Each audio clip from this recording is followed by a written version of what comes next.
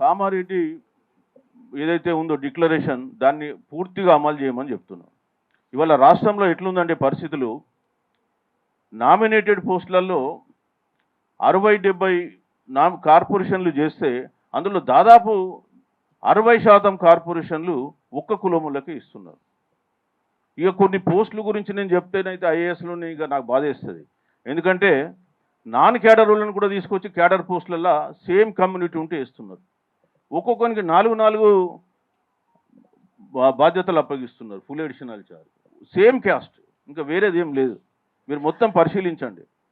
ఈ రాష్ట్రంలో 69-70 వరకు కొంత ఫెయిర్నెస్ ఉండే, అన్ని కులాలకు ప్రోత్సహించిండు. కానీ ఈ మధ్య కాలంలో లాస్ట్ గవర్నమెంట్లోనేమో మొత్తం వాళ్ళ కమ్యూనిటీకి వాళ్ళు కూడా ఏది దొరుకుతుందో ఇచ్చుకున్నారు. ఈ కమ్యూనిటీలో అయితే మరీ ఘోరంగా ఇస్తున్నారు. సోషల్ జస్టిస్ అనే పేరు మాట్లాడే ఆ మీద రాహుల్ గాంధీ గారు. మరి ఇక్కడ అసలు మేము ఇంతకుముందే ఒక ఆర్టికల్ రాసినాం, కానీ తర్వాత కూడా విచ్చలవిడికి ఇచ్చేస్తున్నారు. అసలు బీసీలు అంటే గౌరవం లేదు కదా, అవమానకర రీతిలో వీళ్ళు పోస్టులు ఇచ్చుకుంటూ పోతున్నారు.